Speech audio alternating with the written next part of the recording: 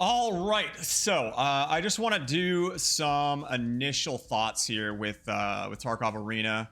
I'm somebody that's played Tarkov since back in 2016, as I think is when I first started playing. Um, I love the game, despite its issues, but with Tarkov Arena, I think a lot of the issues have come to the forefront because they don't really have anything to hide behind with the actual mechanics of Tarkov. So obviously these are just my opinions and my thoughts.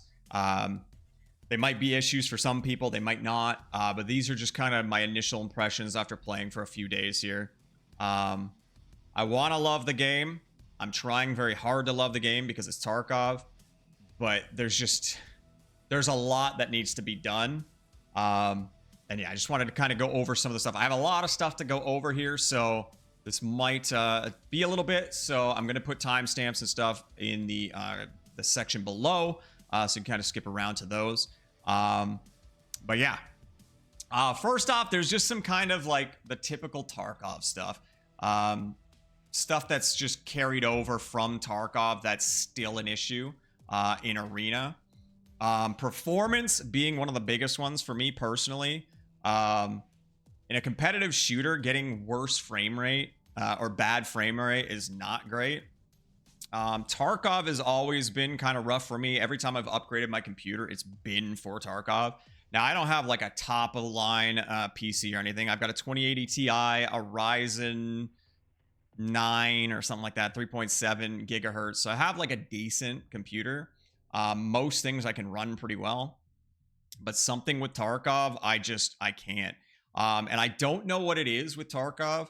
I can run an offline raid in normal Tarkov on customs or something like that, and I'll be getting 120 plus FPS. Obviously, that's offline, so it doesn't take into account other players, the AI, stuff like that. As soon as I do that, as soon as I go into a normal game, I drop down into like the 60s. Now, I figured coming into Arena, my performance probably wasn't going to be great to begin with, but I figured it'd be better than the normal base game. It's just not. I'm lucky to get 60, 70 FPS. And for me, that's just, it doesn't feel great. When I play other competitive shooters, I'm getting at least 100 FPS. But playing stuff like Siege, obviously an older game, but Tarkov's old too. Playing other games, I get way better FPS. Even the Finals game, more of a modern game, but it runs so much better. So I really don't know what it is about Tarkov. But I figured with less players, less AI, less items, we'd get some better performance, and we haven't. So that's one of my biggest issues. And now another big one for me is gunplay. Recoil for starters. It's just like, to me, it's the most ass backwards shit where, like even shooting a 9mm, I've been playing the agent class. You shoot 1-2 shots and your recoil is shooting the sky. It's kind of crazy. And then obviously it incentivizes mag dumping because that's when the auto recoil compensation comes in. But when you're running like the handler, for example, that's got 25 or 20 round magazines for the MP5, you're incentivized to mag dump and you just blast through that ammo so quick. For me, it's always like de-incentivized single tapping. Because it's so hard in a lot of cases to get good, consistent shots without the recoil going kind of crazy. I don't know. I don't know what it is, but I just can't. In Tarkov, even when I'm doing well, I feel like I'm doing bad. The gunplay, most games I can jump into and do well and feel good playing. Since I've been playing shooters for so long, but Tarkov, it just always feels bad. Again, even when I'm doing well. And then that kind of translates to the gunplay in general. I'm very much an ADSer. In my brain, ADSing, you should be the most accurate that way. But there's something with Tarkov where point fire is just infinitely better for a number of reasons. For one, with ADSing, when you're transitioning to the ADS, it's like slow, it's clunky. There's times where you'll go to shoot and your gun just slowly drifts in to try an ADS, and it just feels weird. Other times it's fine, but it's inconsistent.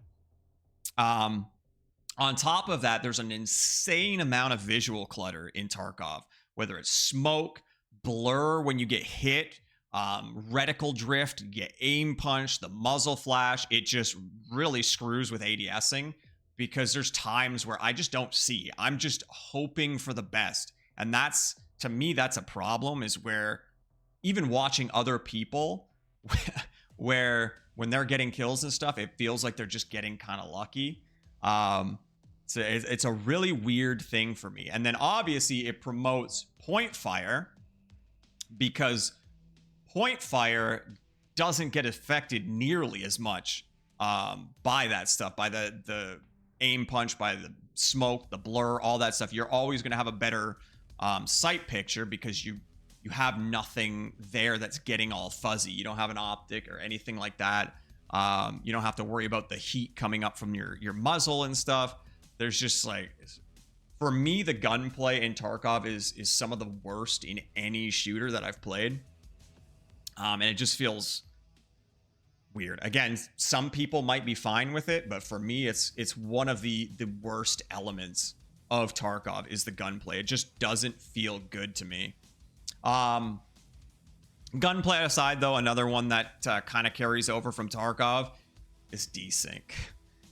Desync and dying behind cover and stuff like that. Even today, I was playing a few games and I remember shooting a guy as he was going in behind a sea container, and on my screen he had gone in and disappeared and then suddenly died. I continued to shoot and then he suddenly died behind cover, and it was either 2v2s or 3v3s. We were up in the spectator talking about it, and he said he was behind cover, he had fully reloaded and everything, and then he died.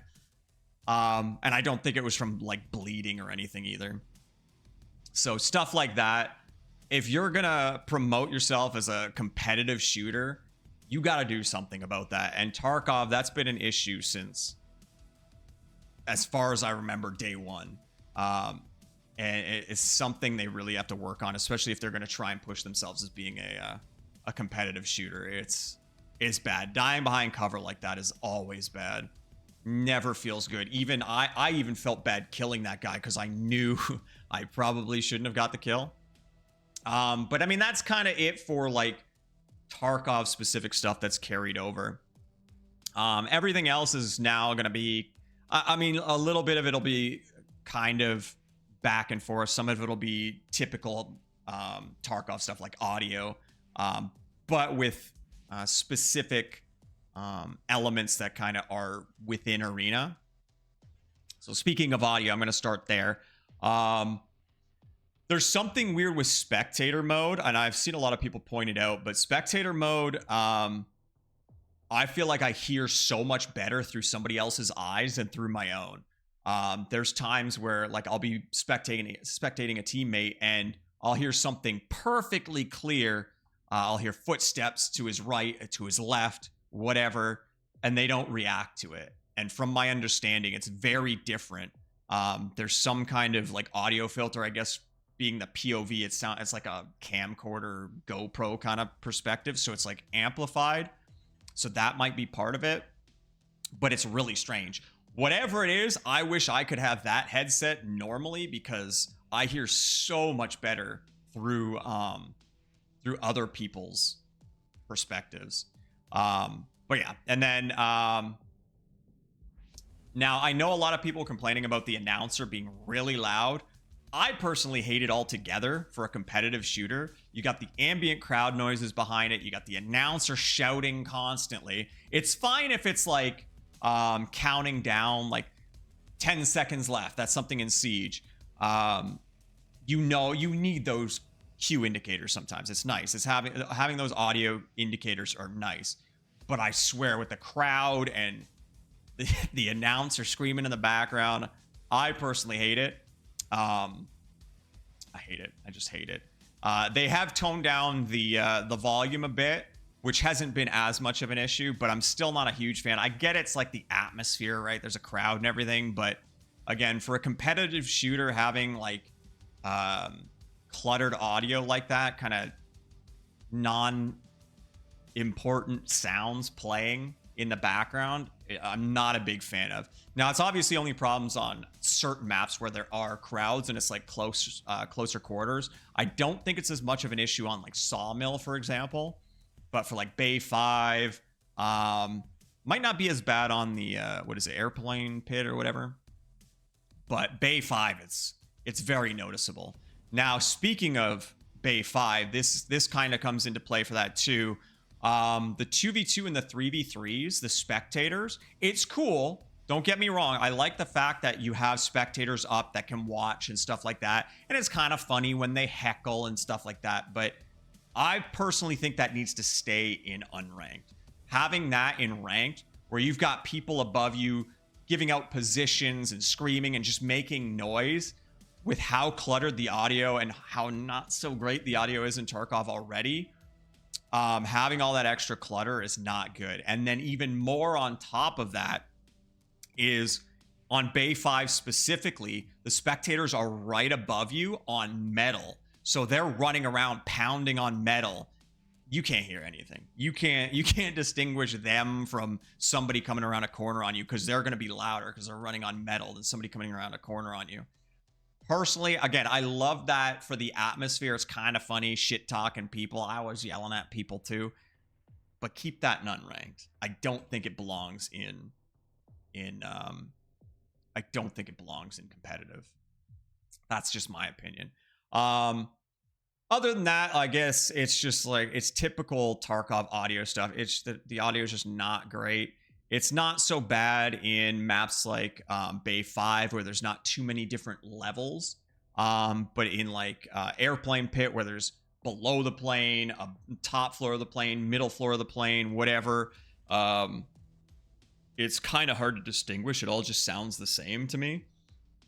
But again, that could just be me. But I think we all feel like Tarkov's audio is not exactly fantastic. Now, this might be another one that's kind of specific to me too, but something's considering the agent in the background there. Those Swordens, I love Swordens. Tarkov Swordens have almost always been my go-to headset. If I can wear Swordens, I do. I love the deeper bassier sound of it. The problem I'm noticing in this game is something's different. I don't know. I haven't played Tarkov in a bit, so I don't know if they've changed something with Swordens. But the Swordens on this agent, I don't know what it is. Like, I can hear, but I can't. It sounds like everything's muffled. It almost feels like there's no like amplification to the headset. It's just straight noise cancellation. So footsteps and stuff are actually quieter. I get run up on so often. Again, that could just be typical Tarkov audio stuff. But I found myself dropping these Swordens off of Agent just because it seems to be a hindrance more than a benefit for me. Especially playing like smaller games like 2v2, 3v3. It's not as necessary, so I just drop them to potentially avoid that issue. But yeah, that's kind of it for audio. Again, the rest of the audio stuff is mostly just like typical Tarkov stuff. They need to work on that a bit more. Everything's just very chaotic and hard to pick up on certain things because of the audio. Everything just sounds everywhere all at the same time. Next is a big one I've seen other people talking about as well, Team ID. It's very different in actual Escape from Tarkov. Team ID, having the communication and stuff, is way different. Most of the team fights and stuff I've experienced in Tarkov, they're not as fast-paced and chaotic. They can be, but typically not. Whereas in this, when it's 5v5, everything's close quarters and stuff. It's really hard to communicate with your team to make sure you know who's who. There's been so many times so far in Arena where I have to like stop, open my inventory, look at my armband to try and figure out who who I am. We'll come to that. First of all, red and blue is like the classic colors, right? That's always been the classic colors of like PvP. Two teams against each other. It's typically red and blue. The problem is red's fine. It could be a little bit brighter, maybe. The problem really is blue. And this is before getting into like colorblind stuff. That's coming later. But the blue we have is very dark. And it's the maps are dark, so it can be very hard to spot the blue on either your enemy or on your teammates. Not to mention certain classes, certain kits wear blue jackets, and it kind of just blends in, or it can make you hesitate sometimes when you come up on somebody that's wearing a blue jacket or a lot of blue but has a red armband. It can be a little, again, in a competitive shooter when split seconds matter. I feel like the default secondary color, red, and then something a little more high vis, like the green or something, would be a little bit nicer. But yeah, that's just my thought there. The blue is just a little bit too dark. Now, as I mentioned with colorblind stuff, and obviously they have the ability to do it, because when you do 2v2s, 3v3s, if you haven't done it yet, 2v2s I think is 5 teams, 3v3s are 4 teams. But there's different colors. There's like a cyan, there's a hot pink, there's a purple, I think. There's green. There's a bunch of different colors. Ideally, people should be able to pick the colors they want. Most competitive shooters have some sort of colorblind mode or multiple types of colorblind modes, but having it client side where you can pick, okay, my team is all going to have blue armbands, the enemy is all going to have red armbands, and then obviously when you get into the 2v2s, 3v3s where there's more teams, it's just a bigger spectrum of colors, right? Something like that would be very nice. I have heard the suggestion as well where your team's always blue, the enemy's always red. That's a fine one too, but even still, like, that's a whole different issue. That comes with the actual team identification and sometimes not knowing what team you're on, which right now there's no convenient way to actually know what team you're on. The only real ways that I know of is to either open your inventory and straight up look at your armband, whatever armband you have on, which in the middle of a gunfight in a split second situation, not exactly the most convenient. And then the other way is obviously watching the kill feed to see, okay, even if you're a solo queue and you don't know who's on your team, kind of hard to tell, right? If you see Jimmy Two Shoes on the blue team kill somebody on the red team, it's like, okay, well, I don't know who the hell Jimmy Two Shoes is. I don't know if that's my teammate or not. So even then, it's kind of hard. And then the other situation is if you're the last one on your team and no kills are coming out, you can't get that information, right? And then you have to default to looking at your armband. So yeah, personally, I think that's a big issue. There needs to be some sort of indicator on your HUD. I know Tarkov is supposed to be a realistic kind of thing, but something, even if it's just like a little armband on your health bar thing or something to give you some sort of indicator of what team you're on, needs to come into play. It's just because you're not going to do something like Siege where you have the outlines and the operator icon above your teammates. Way easier to tell where all your teammates are in Siege because you can see them through floors and everything. Obviously, we're not going to get something like that in Tarkov. So we need something that's going to give you an indicator on your screen that you can see at a quick glance, to be able to know what team you're on. But yeah, that's a big one that I think needs to change fairly quickly, and I think it's probably something that should be a fairly easy fix. But yeah, team ID is definitely one of the big issues right now. Communication, team comms right now, it's not implemented very well. Originally I was told it wasn't in the game, but it is. There is both a VoIP, like a local area kind of VoIP that the other teams can hear, but then there's also like a radio, a team radio as well. I think it defaults to J. I'm not 100% sure. I have very different controls than most people. But there is both an area VoIP and a team radio. The problem is the quality is awful. It's usually very muffled or staticky, or I don't know if they were going for some like immersion element to it, but I personally think in a competitive shooter, you need to have clear communications. The other side of it is it's balanced poorly. You'd have to really turn down the audio of the game, I think. But even then, turning down the master volume, I don't know if that's going to affect your in-game team communication as well, or if that's separate. But the balance is pretty off right now. Team radios, most of the time, especially in a gunfight, I can't hear my team at all. I'm somebody that is very much an advocate for communication. I always try and communicate. Coming from games like Siege, something I pride myself on is my communication. So not being able to communicate properly, not that I expect my teammates to, that's something I'm very used to, is not having teammates that talk. But it's actually been surprising in Tarkov Arena how much communication I actually get from my teammates.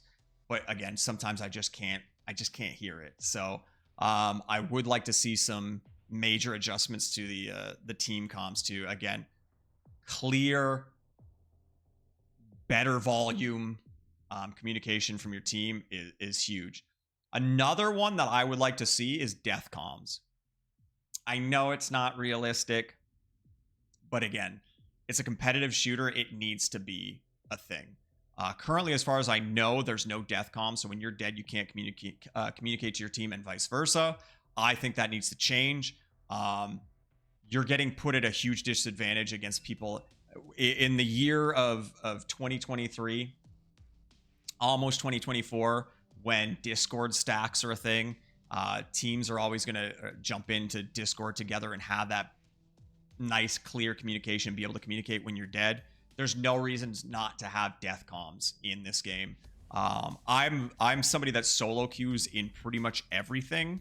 I'm not in Discord stacks, so having the ability to communicate with my teammates when they're dead, like in Siege, you sit on drones and help communicate to your team from when you're dead, so you're not just sitting there waiting, unable to do anything. I personally think death comms need to come into the game because it levels the playing field against Discord stacks. But that's kind of it for comms for now. Capture points. So I've seen a lot of people talk about the cleanup crew being an issue. I personally have not really had any issues with the cleanup crew because it's avoidable. For anybody that's seen PUBG, they have polar bears on some of the snow maps, or the snow map. I don't know how many there are. The polar bears are unavoidable, and they're usually really difficult to see. That is brutal. Having a polar bear come in and end a tournament because there's a polar bear that comes out of nowhere, comes out of a blizzard and kills you. It's not great. In this, the cleanup crew is avoidable. You have the initial kill time to kill the other team. Then you have the capture time. And then the cleanup crew comes in. And even then, you can still fight off the cleanup crew or position yourself where the cleanup crew is going to be an advantage to you and go after the enemy. So there's ways around it. The problem is that the capture points are really hard to take.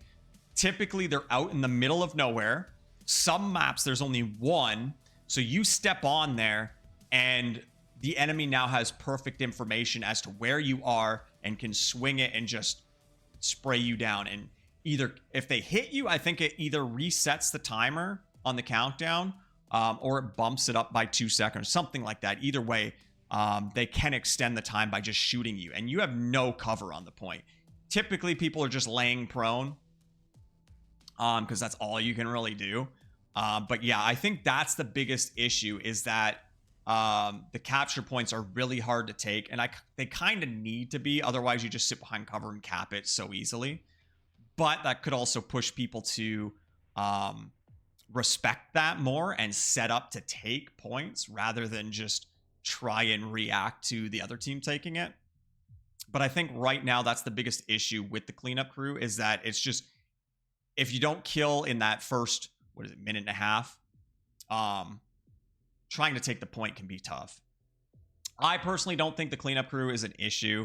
The only other alternative is you just end the game, right? Or you add more time to the game or whatever. I think the cleanup crew is fine the way it is. I think if anything, maybe the capture points need some sort of love in terms of maybe a little bit more cover, something like that. But I think that is what is going to lead to the cleanup crew issues more often than not. And not even just the cleanup crew, it's the people. People seem to not be happy about like Killa or Tagilla spawning. But again, to me, it comes down to the fact that you had plenty of time to kill the other team or set up to take the capture point, and you didn't.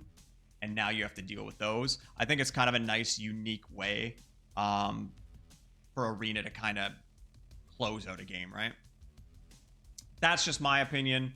But if anything, I think they need to do something with the capture points to make that a little bit more attainable. Now, competitive information is another one I want to talk about. It's cool having like the scoreboards around the arena and stuff. It kind of gives me a bit of a throwback to a game called The Culling. And it was really cool because it had the scoreboard displayed up on the dome within the arena, so you could always look up and see the entire scoreboard and stuff. It was really cool. Again, it's immersive, but the problem is there's usually too few of them, and the angles you can see them from, there's not a lot.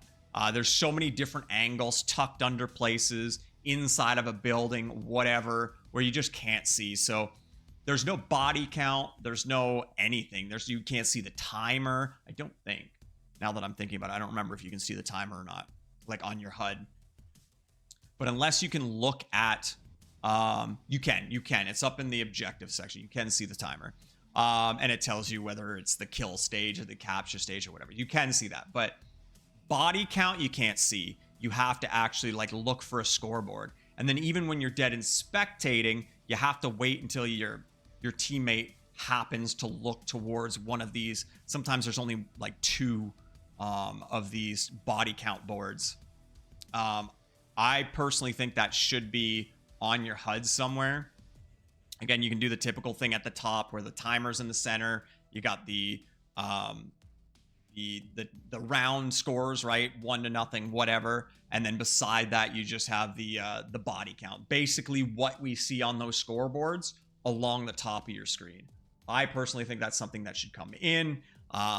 Is it realistic for Tarkov? No, but you're trying to do a competitive shooter, I feel like stuff like that needs to happen. And then again, even with perfect comms from your team, even with death comms, again, if you're the last one standing and you're not looking at one of these boards, or if somebody didn't remember how many you killed from each team, whatever, worse is a solo queue.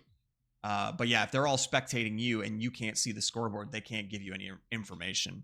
So I think a way to see body count would be huge. What else? Oh, it's a little weird sometimes. We have kill cams, death cams, whatever, and that's cool.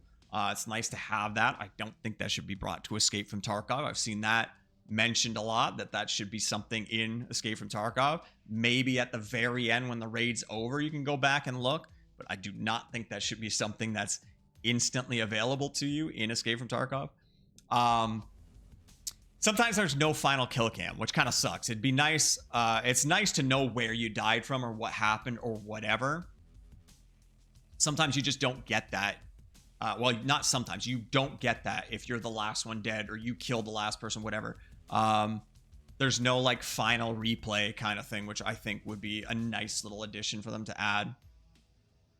That's kind of it for competitive information, at least in terms of stuff I've thought of so far. I'm sure as I play more and more things will come into play, but for now, that's kind of it. Now, this is a big one. I want to start off by saying I actually do like the tree system. It's a little, or like the idea of it. It's a little kind of War Thundery. which feels a little... I'm not a huge fan of it. It feels kind of mobile gamey. But I do like the idea that you have something to grind for, something to work towards. I do actually kind of like that. But the implementation, I don't think is very good right now. I do like that it takes a lot of XP to kind of grind to the higher tiers. I think that's good because it prevents people from just having all the classes like super early on, right?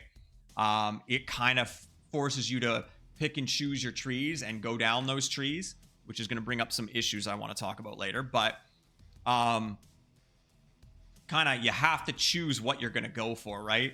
And make your way through. And it's going to give you stuff to do into the future. It's going to give you goals. That's one of the things with Escape from Tarkov. Quests are a huge part of me, or of my game, because it gives me direction. It gives me something to aim for. So I like having the skill tree or the class tree in Arena. But I do think it needs to be implemented a little differently. Now, this kind of goes to something I'm going to talk about later with competitive balancing. But as of right now, it seems that matchmaking, because we only have ranked, matchmaking is purely based off your ARP. I keep wanting to call it ARPG. I can't like see ARP and not say G. ARP, your arena rank points, I assume is what it stands for. Your matchmaking seems to be purely based off that. It has nothing to do with your gear score or anything like that. It's purely your ARP. And that brings in some huge issues. So let's say you are ranking. I actually have a perfect example of it because it is something I did. So I started with Plantain. I really wanted to get to Vimple. So I started with Plantain, worked my way down or whatever. Then I got to Sawbones and I just wasn't feeling it. I just wasn't enjoying playing it. It was a really long grind. I just didn't feel like playing them. So I was like, I want to try and switch things up and go to a different tree. Now, the problem is I did my grind to get to this point, which is going to affect your ARP, right? Because the only thing we can do is grind ranked right now. So that's going to increase or decrease. I feel like for me, it's been kind of 50-50 as a solo queue, just back and forth constantly. I've kind of just hovered in the same spot. But let's say you're doing really well. You are now elevating your ARP, which you're going to be facing better players, right? Now, let's say you've made your way down to tier 5. You made it all the way to Vimple. Other people you're facing have also done the same because they've stuck to that one tree and they've made it down to there. Now let's say you don't want to play that class anymore and you want to play something else. Your ARP is, let's say you're a C rank. Your ARP is going to get locked in there. You're going to be playing against people in that C rank. And now let's say you want to level up the left side of the scout tree and you go back to Handler. You're now playing Handler against like tier 4, tier 5 kids. Not great. I think that is a pretty big issue, and it's going to cause a lot of problems down the road if there's not something else brought in to kind of balance that out. And the kit difference is pretty huge. Again, you're going up against people with like tier 5, tier 4 armor, and you're rocking stuff that can't really compete with that. And you're wearing tier 2 armor, it's going to be a rough time. So something needs to happen with that, which I'm going to talk about again with this MP, which I guess is meta points, stands for meta points. Should I talk about it now, or do I have it? I'll just talk about it now. So MP is apparently meta points. So it's like what I'm assuming is like a gear score. Actually, this is going to come in the balancing later. We'll talk about that in the competitive balancing stuff later. But yeah, keep that in mind. Meta points. To me, it's basically a gear score for that kit. Now, another thing with this tree is that you have to play the class directly behind the classes you're or above, whatever you want to call it. that are directly linked with that. So if I want to progress the right side of this tree here and keep progressing this, I have to play Sawbones. You're locked in. That's the one and only class you can play if you want to progress. To me, that's not great. Like pushing up the left side here, again, because I reset and went back and started pushing the left side, once I got to the runner and I'm running a pistol against people that are rocking maybe tier 3, tier 4 kits, it was kind of rough. I still did well. My kill death ratio really didn't change because of it. I still performed well, but you're obviously going to be, I feel like I would have done better against those same people using better kits. So that's the problem, is you're locked in. If you want to progress, you're locked in. And then there's dead trees as well. So this whistle guy over here, if you wanted to play him, you're not progressing, which again is going to bring up some other issues with other classes like the raiding classes over here. But there's dead trees where you're just not progressing. Now, so I'm on agent right now. If I wanted to do nomad to try and unlock this guy, well, once I unlock this guy, if I want to progress, there's no reason to play him now. I unlocked him just to unlock him, and I'm never going to play him because I want to be progressing. Maybe later on down the road when I'm done progressing all the way down the tree and trying to gain power, I might go back and play him just for shits and giggles. But there's no reason for me to play Whistle. There'd be no reason for me to play Blitz. There's just no reason to go back to those other classes. And again, even outside of that, playing Sawbones to get ahead here is the only thing I can do. I can't go back and play this guy. I might like this gun better, this whole kit better than Sawbones, but I can't play it because I'm not going to be progressing.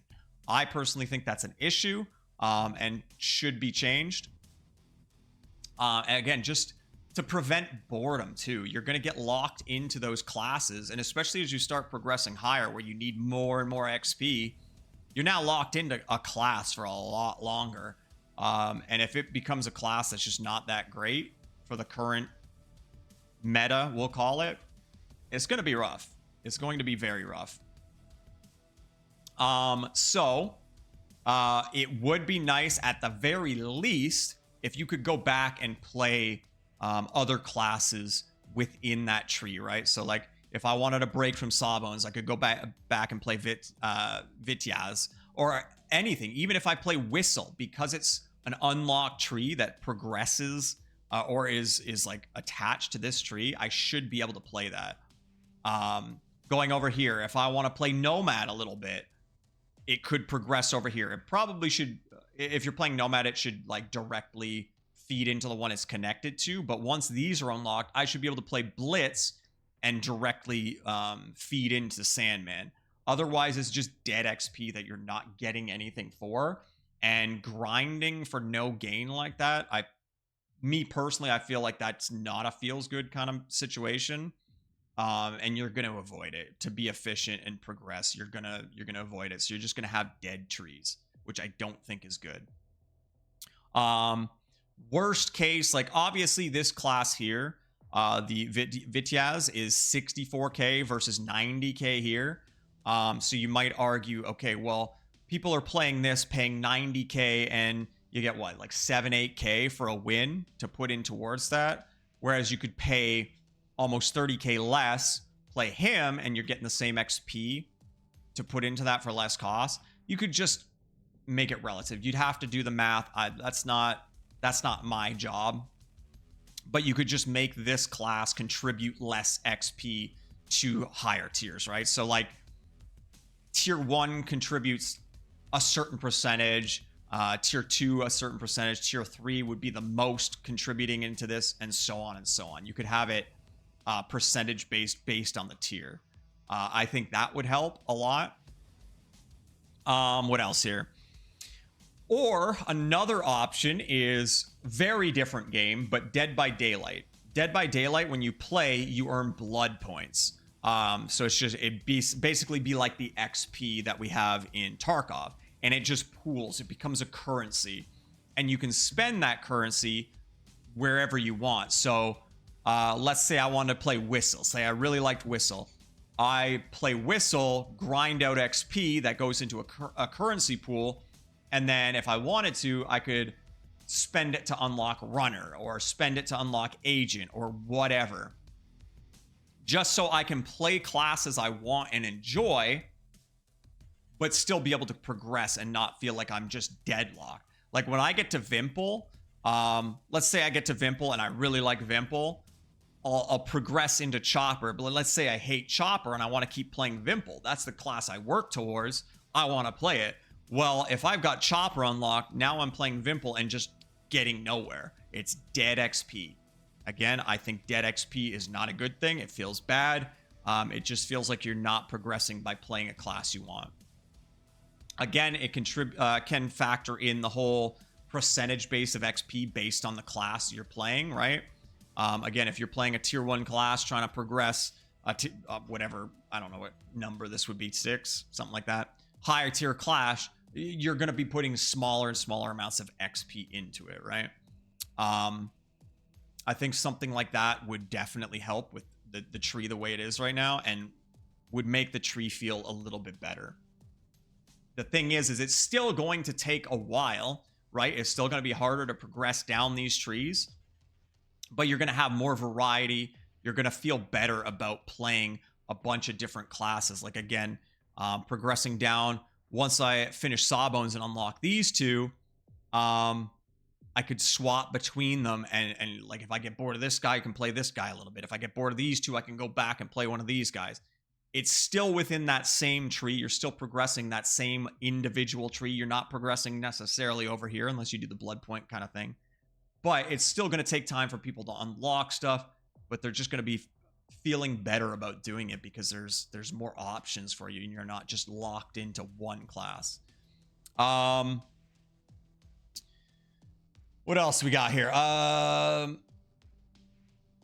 have so many notes. I just have like so many notes. I'm trying to figure out where I am here.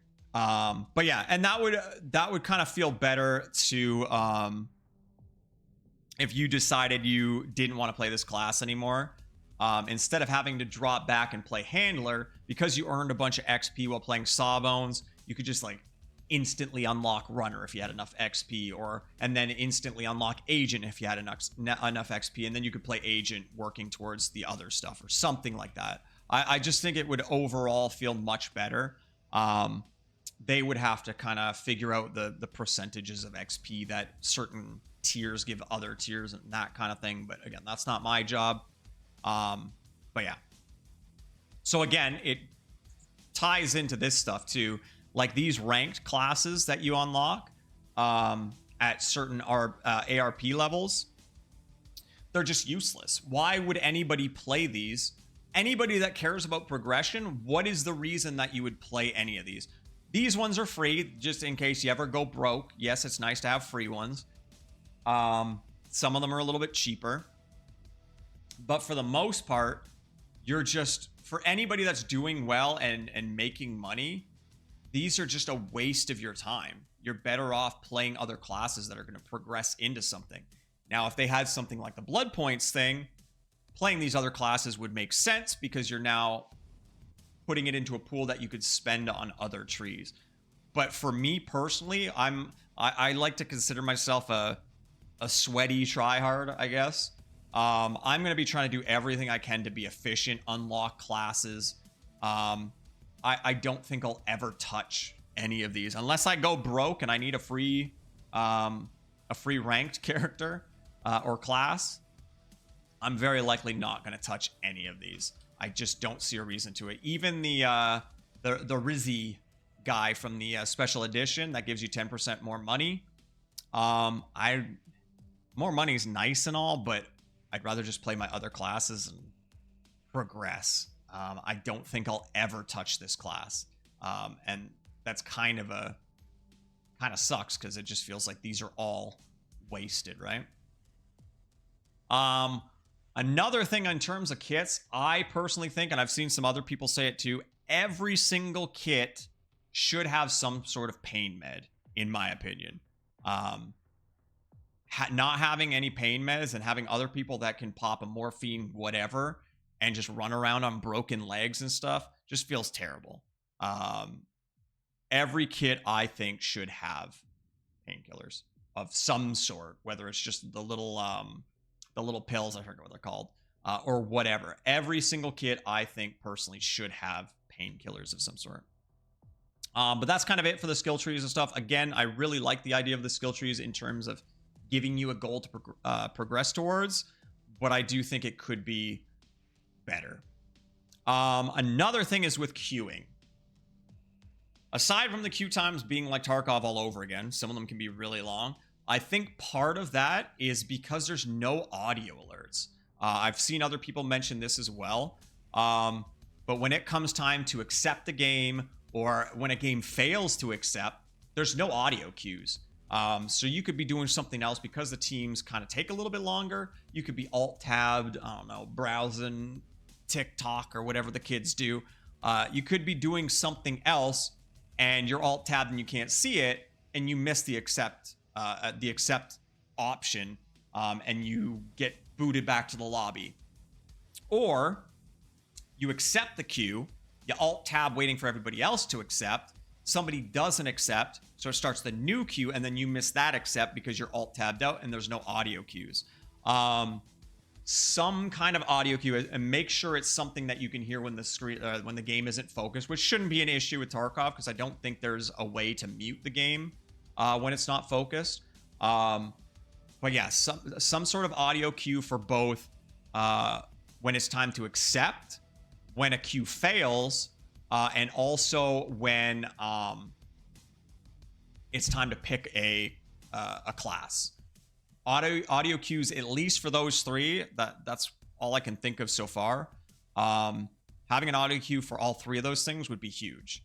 Yeah, those are things I think need to come into play, and I think that would reduce queue times as well, because a lot of times I don't miss them too often. I'm usually pretty good at paying attention, but I have missed some just because I'm doing something else and I don't know. I think I've accepted, which I have, and the queue fails and it boots me back to a new one that I miss.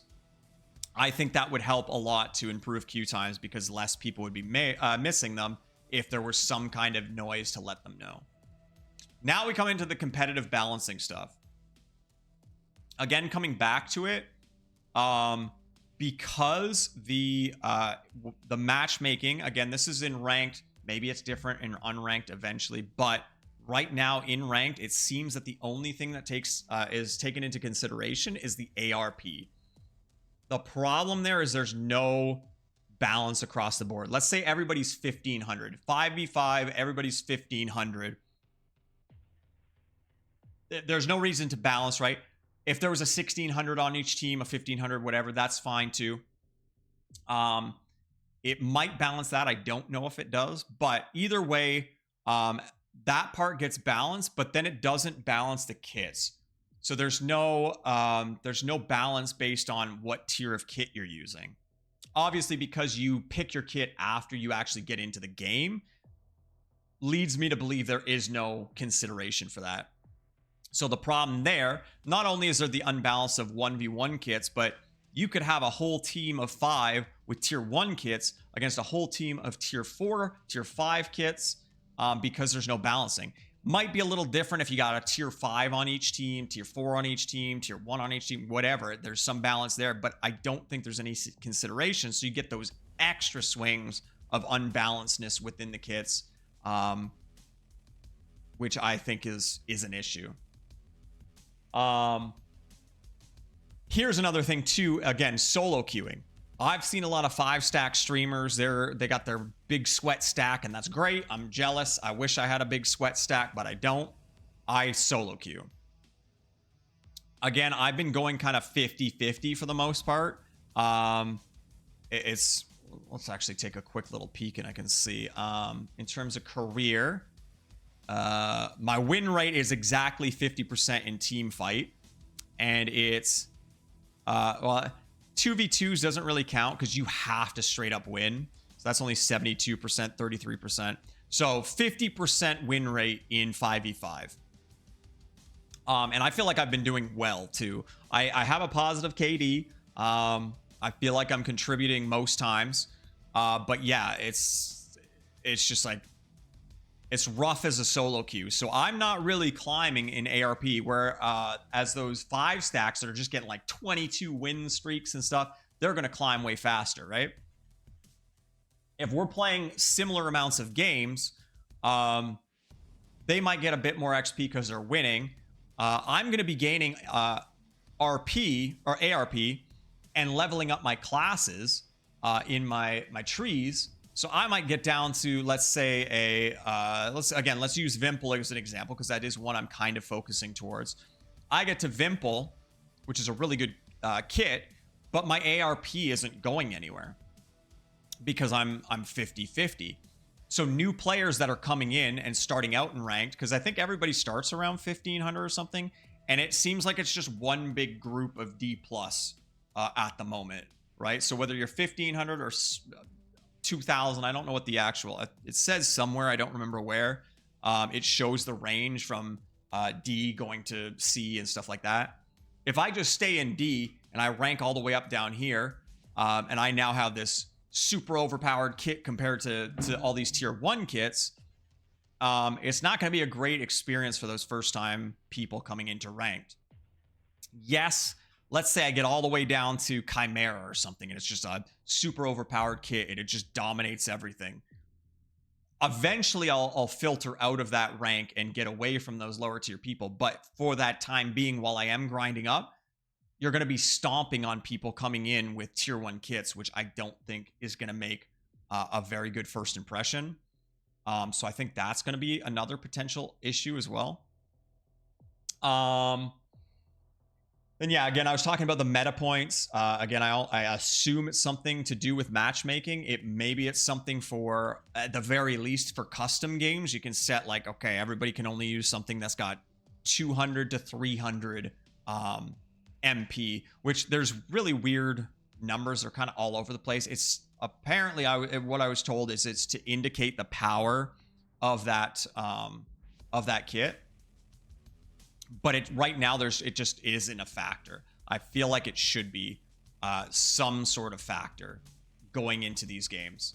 I'm sure there's more depth to that, but that's just my opinion. I think they need to do something there.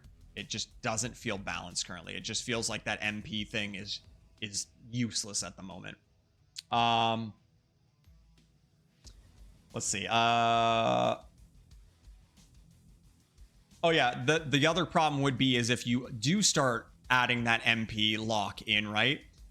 It goes back to that issue of leveling your skill trees, where let's say for your whatever rank you're at right now, you can only use something that has 300 and whatever, 300 to 400 MP. You're now locked into that one singular class again. Again, if you had something like the blood points pool, wouldn't be as bad, but it does potentially lock you into certain classes. So it's something I think they would have to kind of figure out. Again, that's their job, not mine, but there needs to be some kind of balance, because right now it just doesn't feel like there's any. Here's another point.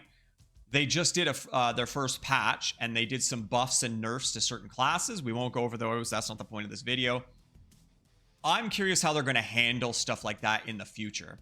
So again, with it takes quite a while to grind some of these classes out, and I imagine it gets harder and harder as you go up. What's going to happen? Let's say you grind all the way to Chimera. You spend like a month grinding to Chimera. They nerf it into the ground. This was the only class you leveled up. That's all you can play now at that tier, unless you drop all the way back down and start leveling another tree. You're now, let's say, a C+ rank. You got to drop all the way down to tier 1 while you're going up against people that are up in these tiers because they picked a better tree and their tree is more balanced. How are they gonna manage that? What is going to be their method of handling that? That I'm very curious to see. I don't have a good idea. I don't know if you refund people or what. Refund like the XP so they can put it into another tree. But that's something I'm very curious about. Seeing our first buffs and nerfs today, I'm really curious to see how they're going to handle that, because that could become an issue, especially with how long it takes to grind. You don't want to go grind all the way to the top tier and now you have to drop down to another tier because your class got nerfed into oblivion and you just can't compete anymore. And then you got to grind all through that trying to get back to a point where you can actually compete again. I'm very curious to see how they're going to handle that. A last one is kind of just like, it's not really that big of a deal, but one of the unique things with Tarkov was customization. Obviously unlocking different fatigues and stuff like that, different clothing options, that kind of thing. There's nothing right now. You don't get to pick your clothes, you don't get to pick anything. You just, your kit is your kit. I don't even know, you pick a character when you first start, like the typical Tarkov create a character thing, but I don't think that really factors in. It looks like everybody looks different anyway. You're just assigned a character anyway. I don't think the customization does anything. But it would be nice where we go back to Tarkov. Even if they made it where you earn certain clothing pieces for different ranks and stuff, it's something to attain again, right? And you can kind of customize yourself and have, like, let's say you really like I used to really like this woodland outfit for USEC. Let me put that on my character, and then you just plop the rest of the kit on top of it, right? Like Tarkov. But there's none of that right now. That would be nice to see. Again, not a huge priority, but would be nice to see. And then expanding on that, which gets a little more in depth, is weapon customization. Nothing too extreme, but if you have a dot sight on your gun, it'd be nice to choose from different ones. There are certain, I don't like, what is it? The hollows. I don't like hollows. I think they're too big, too boxy. However, I really like the, what's it called? This is the Cobra, I think, right? The Cobra I don't mind, but there are some that I really like. Let's see if there's, I know there's one in here somewhere, but either way, it's not really important. But this one right here on Whistle, I forget what it's called. It's like the OP, this might be the nipple sight. I actually don't like the nipple one. I like the one with the little triangle. But yeah, it'd be nice if you had a dot sight on your kit that you could use whatever dot sight you wanted. Maybe the same thing with like zoomed optics and stuff, but it would be very nice if you could pick at the very least, pick the dot sight you like for that weapon. Personally, I'd like to see something like that. Yeah, there's just some sites I don't like at all. But yeah, that's kind of the main points I wanted to touch on. Just some of the issues I have with Tarkov. I'm trying to like it. I'm trying to suffer through, and it's mainly the gunplay and performance for me. Those are my biggest issues.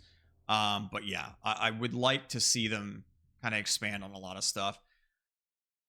Which brings me to the point that it feels like right now, all they really did was take Tarkov, copy and paste it into Arena, and they really didn't do a ton of consideration towards the actual competitive side of things. And it doesn't really feel like they've brought anything unique to the competitive genre, aside from being able to loot your opponent, take their whatever.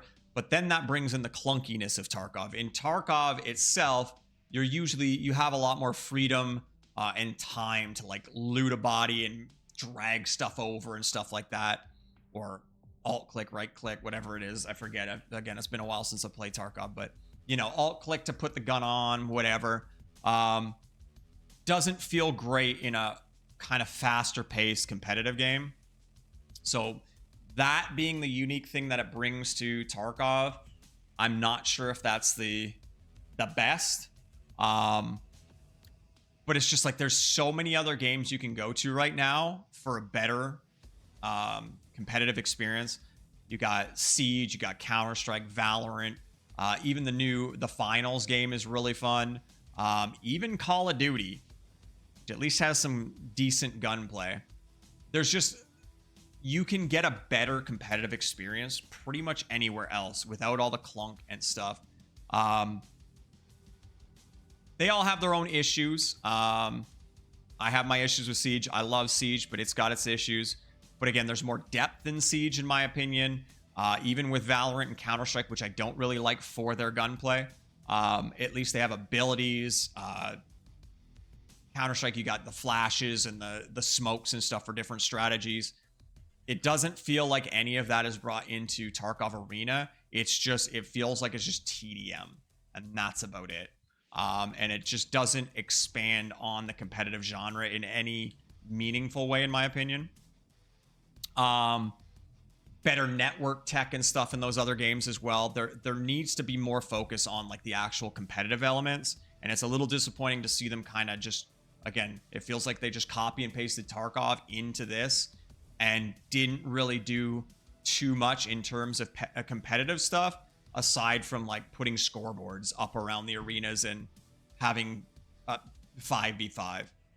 It just, for a company that's saying they really want to be esports and this is going to be esports, it just doesn't feel like they've done enough. Regardless of whether it's closed beta or whatever, that excuse can't go on forever with Tarkov. Tarkov's been in early access, beta, whatever, for 7+ years now. Yes, this is a new game, but again, they didn't have to build the game from the ground up. They had all the mechanics of Tarkov already, and they just put it into this. You would think they would have done a bit more in terms of the competitive element of it, which is, again, a little bit disappointing to see them not take that a bit more seriously. I'm going to give them time, but again, I'm not going to let them use the excuse of being a beta and they're working on it kind of thing forever. They got to start pushing. Yeah, I love Tarkov. I love the uniqueness that Tarkov brings. It's a very unique game. There's not many extraction shooters that have stuck around, if any. Tarkov has, because it is unique, but most of that uniqueness isn't brought over to this, and now it's just the clunk and stuff is brought to the forefront. The issues are all brought to the forefront because there's nowhere for it to hide. You don't have the slow pace of Tarkov sometimes, where you can hide a lot of the clunky gunfights and that kind of thing. It's all just kind of out and laid bare with Arena. And some of the stuff really shows when they're trying to be a competitive shooter. But yeah, that's basically it. Again, I love Tarkov. I want to see this game do well. But there's a lot of stuff I think they need to really dial in on and get right with this game. And hopefully they do. Hopefully they do it sooner rather than later. But yeah, right now it's been a bit of a struggle trying to get myself to want to play this. Despite doing well, I feel like I'm doing well. I only have a 1.3 KD. It's gone down a bit doing the 2v2s, 3v3s, whatever. But they need to step some stuff up. I don't know how much I'm going to be playing this until at the very least I see the new Recoil system that's supposed to be coming to Tarkov. Hopefully that's something that's coming soon too. But yeah, I don't currently have like a huge drive, and I've been looking for a competitive game that I can grind, learn strategy, stuff like that. I've been looking for a game to get back into like that for a while now, and I don't know if this is giving me that push right now, but we'll see how it goes. But yeah, probably going to be a bit of a longer video. Again, I'm going to get timestamps down there. But yeah, thank you so much for watching. Hopefully you enjoyed it. Hopefully you found some info in there that you found like resonated with you as well. If there's anything you think could be different, anything I might have missed, anything you found that you would like to see improved, let me know down below. But yeah, thanks for watching, and I'll catch you in the next one.